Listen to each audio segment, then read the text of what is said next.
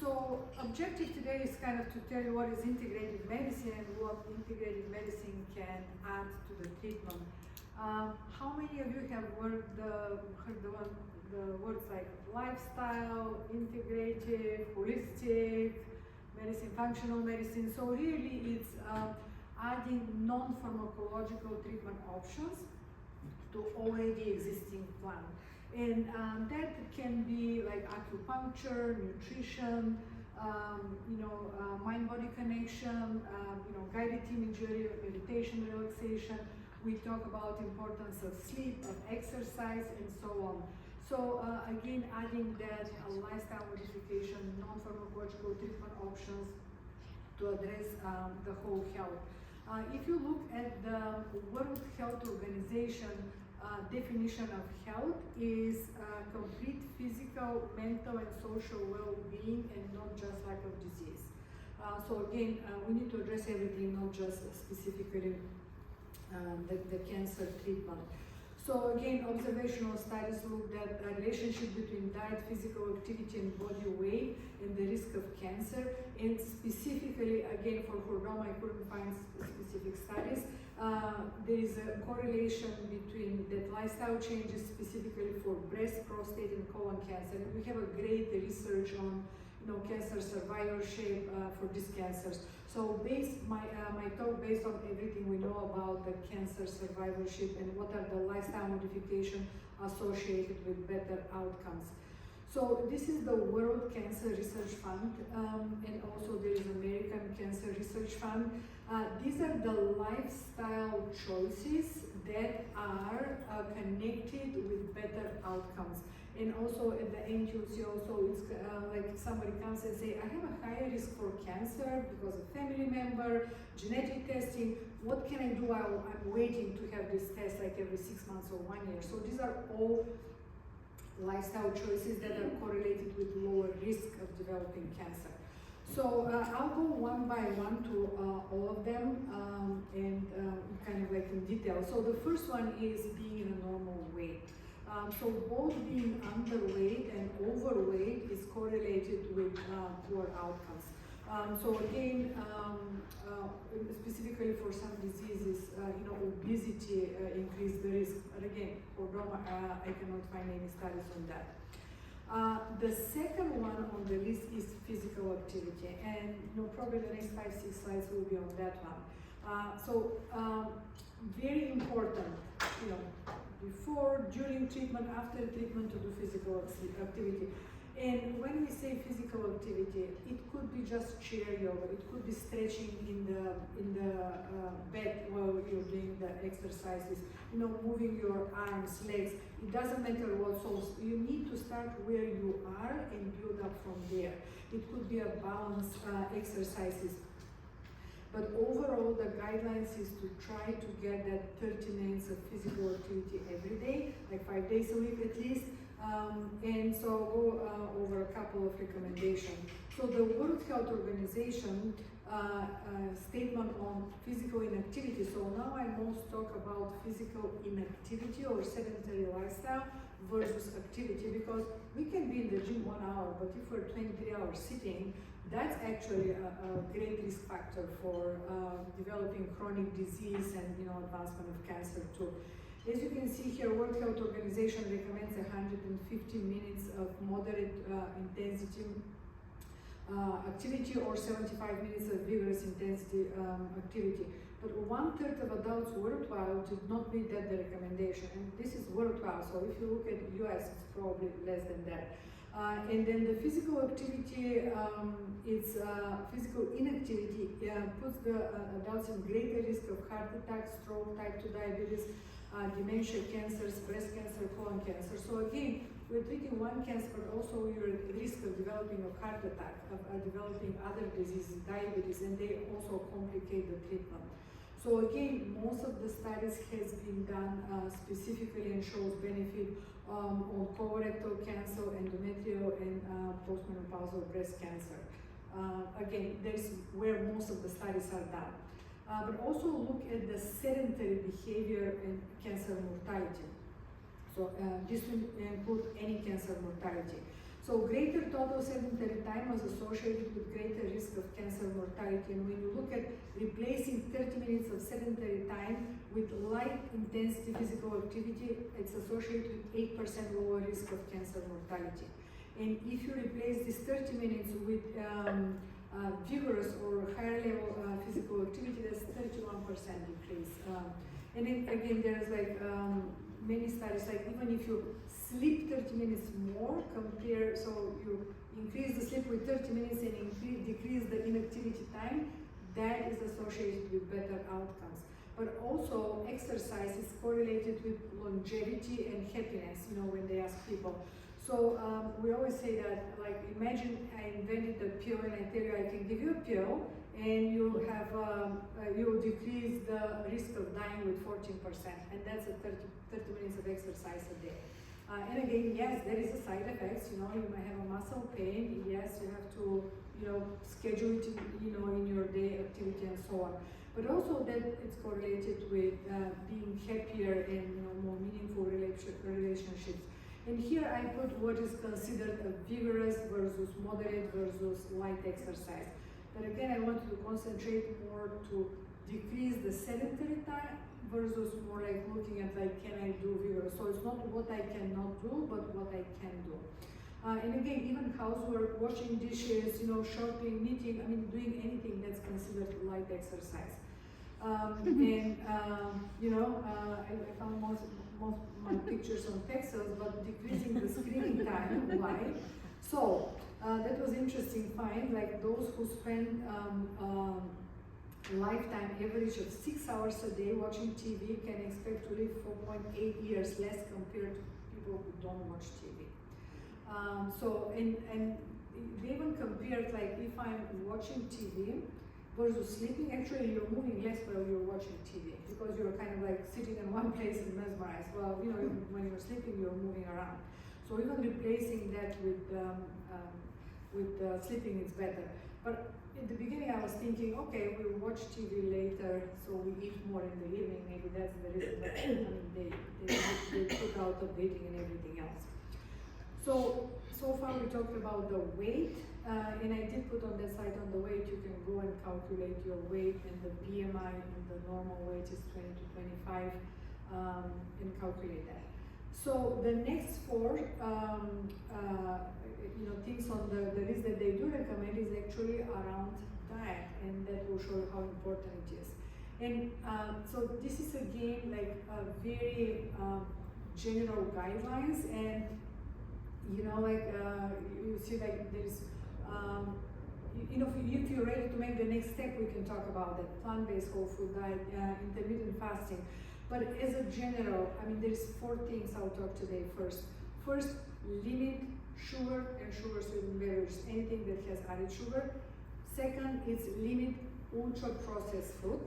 And again, sugar-sweetened beverages is part of the ultra-processed food, but I put them, you know, they put them separately because, you know, kind of more clarification. And then the other 2 is what we want to eat more.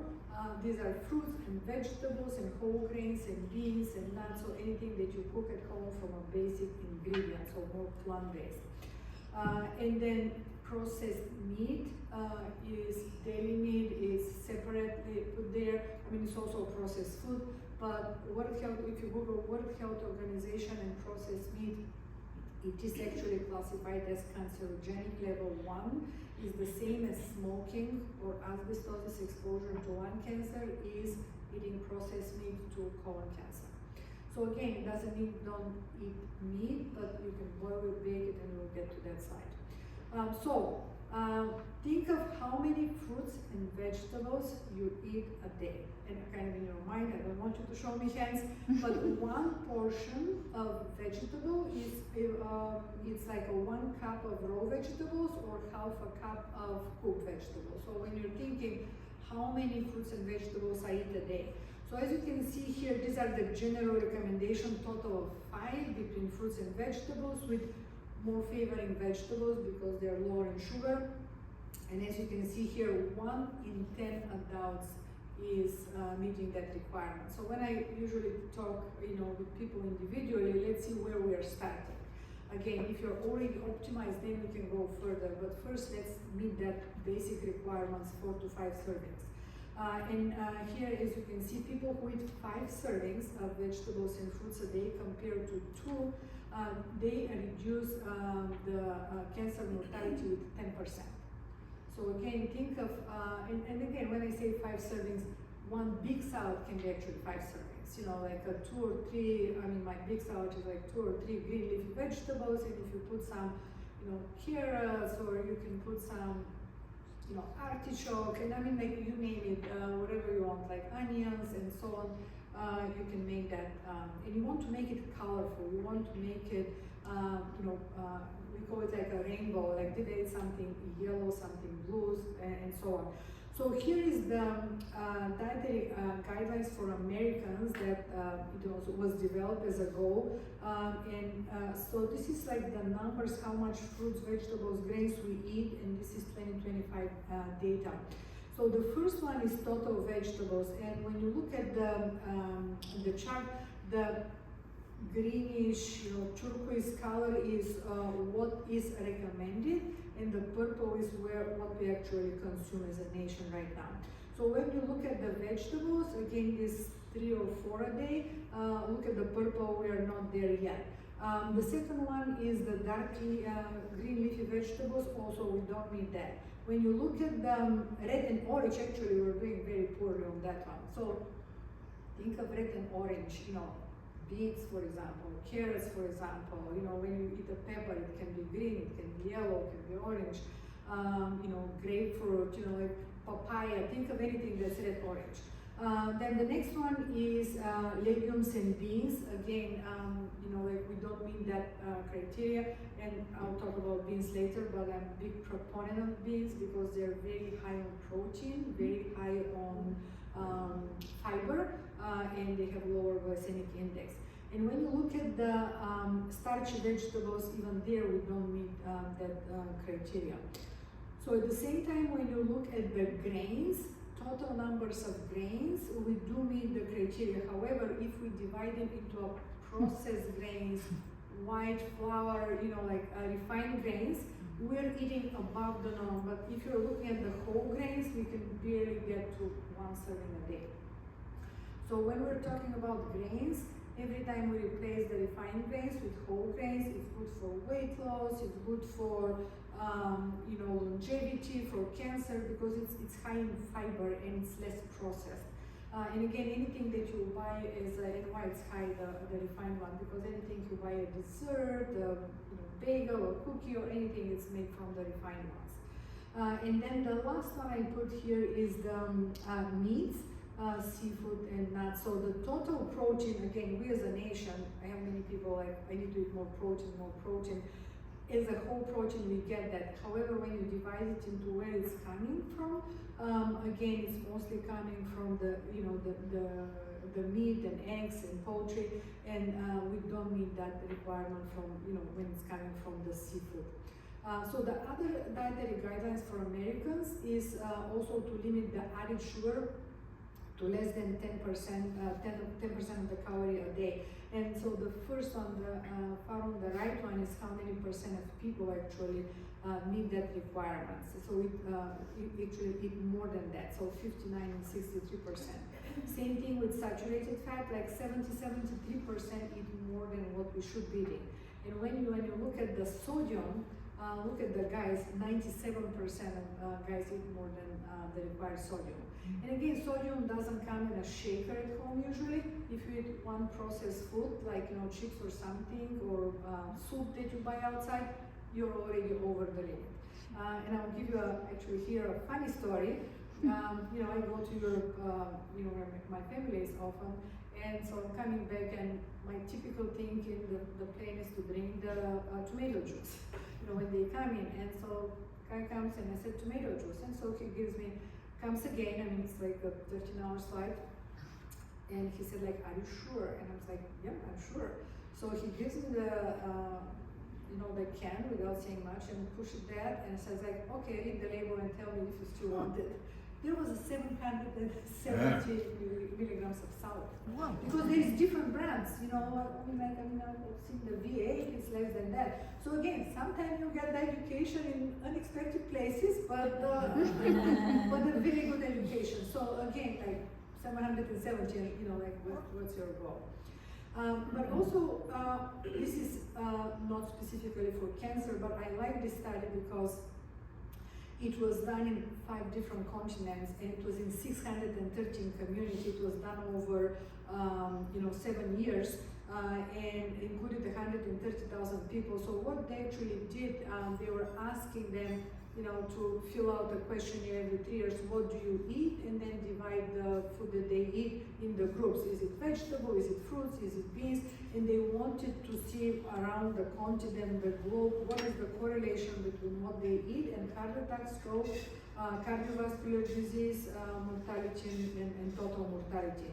And as you can see here, they found out that there is an inverse relationship between total fruit, vegetable, and legume intake. And legumes is beans, lentils, garbanzo beans, and everything like heart disease, non-heart related events, and total mortalities. So the most benefit is like if you get at least up to 3 to 4 servings a day. And they did single out that eating raw vegetables was better outcomes compared to cooked vegetables. So the next one is how do we increase our vegetable intakes? Salads, soups, barbecue some vegetables. These are my cooking, my pictures. So we put some avocados, make some homemade hummus, snack on fruits. Again, it's easy. So again, start with things that you don't have to cook, easy to prepare, and go from there. So going back to the beans that I mentioned. So in this specific study, they look at consumption of legumes and risk of cancer mortality, dying from a cancer diagnosis. And so the people who are in the higher group, so they invite people onto 1/4, middle and lower number of eating of beans. So the people in the higher group, the more beans they eat compared to the lower group, was associated with 49% lower risk of cancer mortality. And again, because of high fiber, bowel movement move out. So again, with cancer and everything else, we want to eliminate everything. How do we do that? Drinking water and peeing regularly, pooping, eating a lot of fiber, and sweating. Exercise, shower, and so on. So again, beans, and when I say beans, I mean beans, lentil, garbanzo, soybeans. Again, my picture beans at home. So you always have like a variety. There is no one that is better than another one. Lentils are a good one to start and experiment. And again, also if you have a diabetes, high blood pressure, high cholesterol, very beneficial. So it's not, oh, I have to eat beans for this diagnosis, but not for that. So really, for most of it is good. Again, chili, hummus, bean salad, it's a great way to do it. Nuts. So nuts, Mediterranean diet, when they did, there was one group that they give a handful of nuts a day, the other group they give like an extra olive oil a day. That was correlated with 30% both groups decreased risk of heart disease and strokes. So that was heart disease, but also this is meta-analysis. Meta-analysis means I put any studies that has been published in this topic together and look at the outcomes. So it's like better outcomes, it's not just one study, one location, one city. And as you can see, regularly eating nuts is correlated with 18% lower risk of total cancer mortality, but also heart disease and all-cause mortality. Again, I put like what is the 1 ounce because that's what was mostly studied. Also, I always try to make the point that chocolate covered, peanuts or whatever is not a healthy nut. So raw nuts, and you can bake them a little bit. So with that, I'll move to the ultra-processed food, which I think again, sugar and ultra-processed food should be the one that we mostly need to concentrate limiting. So that was again interesting study that I liked. It was almost 20,000 people over 2 years followed up. So they compared, and the people who are eating 4 servings of ultra-processed food a day, that was independently associated with 62% increase of all-cause mortality. And if you're adding 1 more serving, 5th serving, 6th servings, that increased even more with 18%. And sometimes we say like, oh, okay, I'll get like one chips a day or just 1 soda a day. But even 10% increase in the proportion of ultra-processed food in the diet was associated with 10% increase the overall cancer. Again, that's a different study. So if you ask me what is an ultra-processed food, so I mean the simplicity to explain it is if it's commercially prepared food that has 5 or more ingredients, or it has ingredients that you cannot pronounce. So here I put like a label. So as soon as I already trained my husband. I was like, okay, so that big, I don't even need to read the label if it's good or not. But also in this one, if you look, there is including yellow number 6, yellow number 5, red number 40, artificial coloring. So that will give you the answer. So this is another example of trail mix. I mean, when you have time to look at the slides, you can look at, but for example, not only the different colors because of the MMMs, but if you look at the cashews, for example, it says it's prepared with peanut oil. When you look at almonds, it's roasted in canola oil or peanut oil, and the raisins is coated with non-hydrogenated sunflower oil. So again, it sounds great, like nuts and seeds and dry fruit, but they are all added things to that. So instead, you can buy raw nuts, you can buy dry fruits, and again, when Trader Joe's, when I go, there is a lot of dry fruits, and half of them have sugar, half of them don't, and they're mixed. So it's not like, oh, here is the their aisle, you can go and buy them. So read the label, buy the one without added sugars, make your own mix. If you want like to put a chocolate, buy the 70, 80, 90% dark chocolate, you can put it pieces, but you know exactly what's there. You don't need that coating. Like even in this packet, you can see that there is 4 or 5 different oils that are added on that, on top of it. Bread, again, like, when you think of bread 30, 40 years ago, bread was like really flour and a spoon of sugar, of oil, of salt, and yeast. That's it, and water. So you can find this in the bakery, or like you have a bread machine, but the typical bread on the middle aisles is like what, this is a label of one of these breads. And even if they say whole grain, they can label whole grain even if there is a 10% whole grain, but you have to look at the rest of the things, what's there. So again, juices, so many people say like, oh, I get my fruit, so I'm drinking an apple juice, orange juice. But when you drink, even if it's homemade juice, you remove the fiber, so that sugar kind of like raises your blood sugar right then and there very high.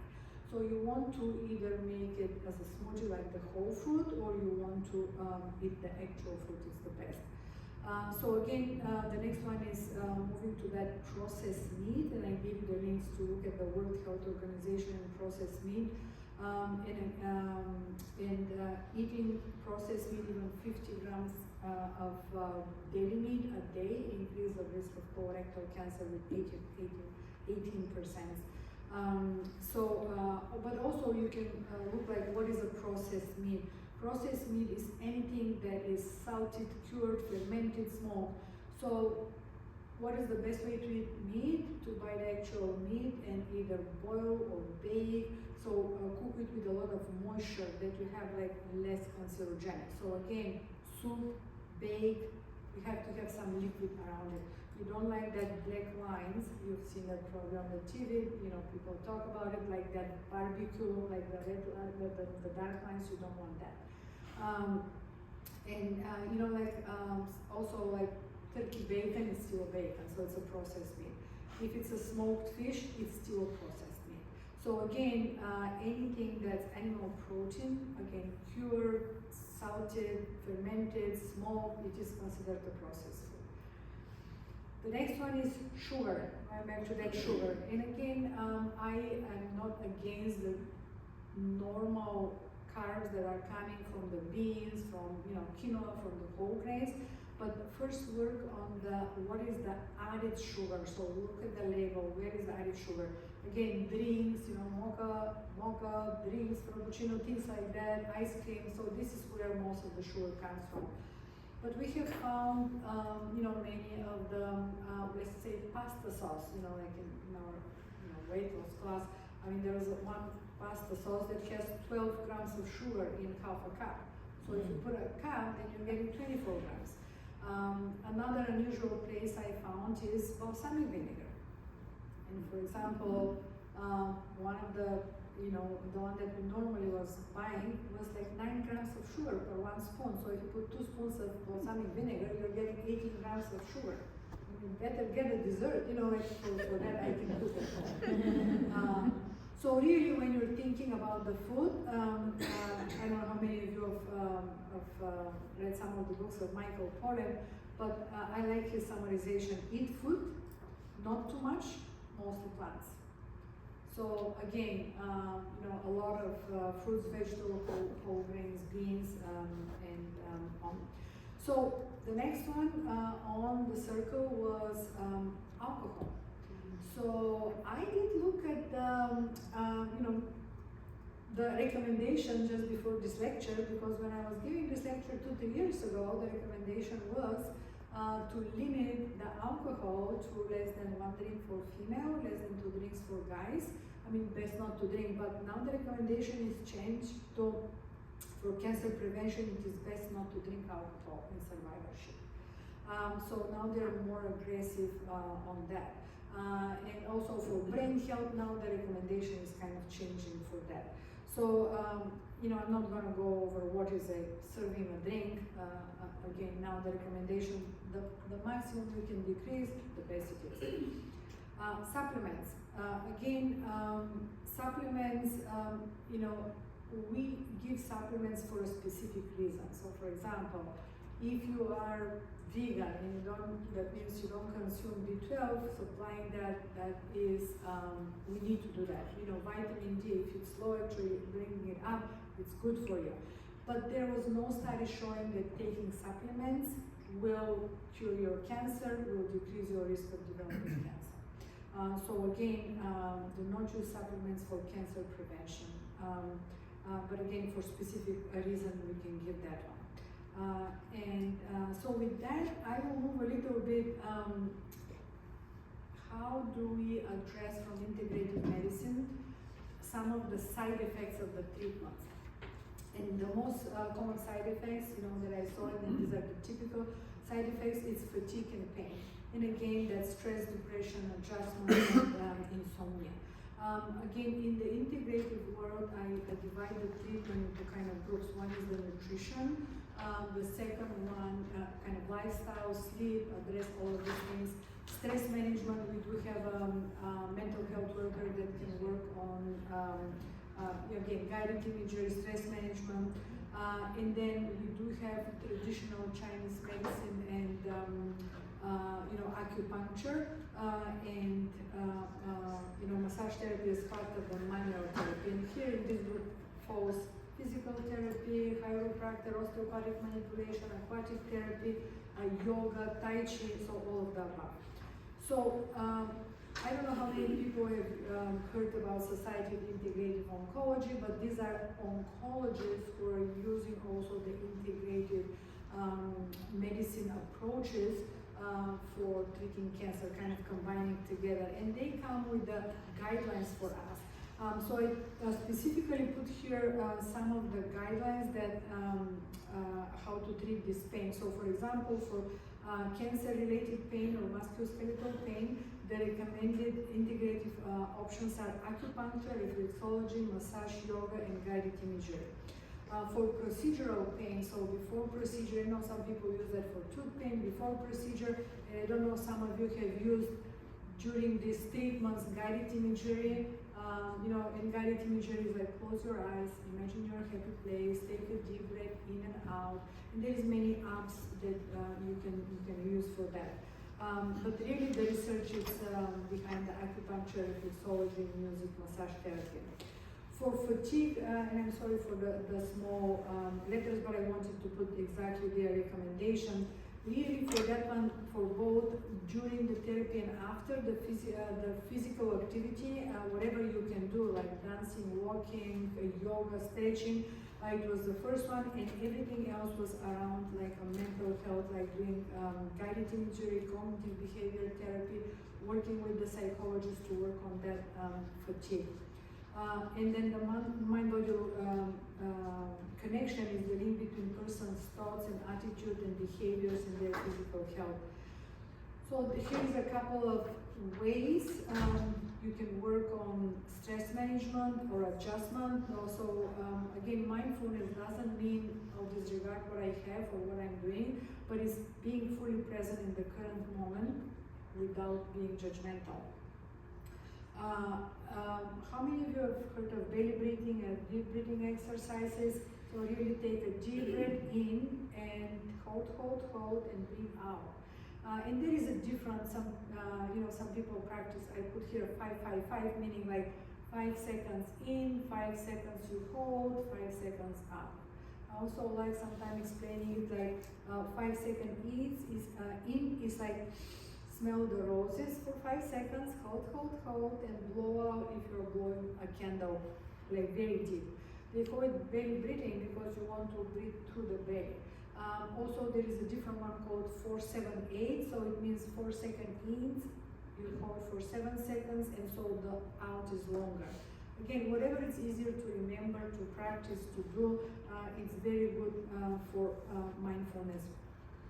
There is many apps. Probably the one that you've heard, Headspace, Calm apps. Anybody done guided imagery, mindfulness? Okay, one person. I tried it. Yeah. How does it work for you? Yeah, it's difficult. good. Yeah. Especially with the breathing. Yeah. Yeah. Yes. Because I feel so anxiety about it. Yeah. And it's good. So they're saying if you do that 5 breaths in the morning, 5 in the evening, in a month, your brain kind of knows what it's doing, and if you can actually stop the panic attack or anxiety. But if you haven't practiced it and you have anxiety, it's very difficult to kind of say like, oh, what I'm supposed to do, how I'm doing it. So it takes a month to get into that. So if you want to practice with app, the first one that I put, Insight Timer, it's free. It has 200,000 guided imagery. Some of them are just listening of nobody's talking, like waterfall, thunderstorm, and people like that for falling asleep. And also you can choose them there by timing. So if you've never done guided imagery, choose the ones that are less than 5 minutes, they're gonna choose. And they have some for 1 minute, and start with that, then you can find time for that. Or deep breathing exercises. If you make 4 breaths, it's less than a minute. You don't need anything for that. And then the last one, I feel like lately mostly I'm giving that one to my patients because I like it, I use it, and it's created that daily routine and saying 3 things. Because you don't need any app, it's nothing special. I'm grateful for, and I like that, your slide when you say like there's a lot of things to be grateful, and especially internationally when you see like where other people have access to. So I'm grateful for, I will let go of, and that's, why it came, why me, and things like that. And then I will complete 1 task today. And many times I say, every morning I have 20 on my list. And if I do 18, I'm a failure. But if I say like, today I have to make this phone call, or I have to make that schedule, or I have to finish that one note, whatever that is. So that makes you feel like, okay, I've done my job today. And tomorrow it's a different day. And again, letting go is, again, just don't be judgmental. Make sure you prioritize your sleep. There's many things to be said here, but go in bed at the same time, wake up at the same time, have the schedule. That's very, very important, because otherwise you say like to your brain like, oh, tonight I go at 9, and tomorrow, I'll go at 12 o'clock, and the next day you're not sleepy at 9 because your body is like get used to. Also having the room quiet, dark, and lower temperature, we sleep better. Remove the TV from the bedroom. 11% of households have 11% of households have the TV on, working the whole night. More than 70% of people have a TV in the bedroom. I'm not gonna ask people to raise hands. However, with that, now we're in a different place, not the TV. I mean, the TV may be out of the bedroom, but the phone is in the bedroom. Okay. How many of you has the phone in the bedroom? Okay, so I had to look before this lecture the numbers, and the previous slide that I had was from 2 years ago. We was saying, the statistics that we check our phone 56 times a day, and now it's 144, and I mean, who doesn't think who doesn't check their phone times? And also there was statistic of like how many of you go in the restroom with the phone, carry with the phone, like even if you get out and you're like, okay, what's wrong? Like you can go out with the phone. But also look at the right side there. 2 years ago, in 2022, we spent on the phone 2 hours and 54 minutes, and now we spend on the phone on average 4 hours and 30 minutes. And so that can be inactivity, inactivity time, and also screen time. So the next one is living with a purpose, kind of connecting with the first lecture and connecting with other people. So very, very interesting study in 2014 look at longevity and people who had a purpose, so purposeful individuals live longer than their counterparts. And interestingly enough, they look at, does it matter if you're retired or not? Because many times you say, okay, I'm working, I don't need additional purpose. But it didn't matter, which stage of life you're, if you're retired or not. So it was equally important in every age. There was a different study looking for people who volunteer, and the people who volunteer 100 hours a year was similar to people who stop smoking or like increase physical activity every day. So again, being connected, very important. And going back to having our support system, so having, you all here together, that's what this slide is about. Finding people with similar concerns, with similar interests, creating that support group, it's very important and on the outcomes. A lot of people, 1/3 actually of adult cancer survivors experience moderate to severe loneliness. And again, because you can, you might not be working, you cannot do your previous activity or exercise or attend events and so on. So again, either online for especially rare disease community, it's very important, or locally creating a community is very important. And I want to finish with these slides that I like. So again, where do we focus our day? What do we do? There's things in life that we can change and the things that we cannot change. And we want to concentrate our efforts on the things that we can change. And also, there's many things that I can change, but it doesn't matter for me. So you want to be aware of things that matter and that actually I can change. You remember that gratitude, like, I have to let go of the things that I cannot control. So again, with that, I want to finish my presentation and open questions.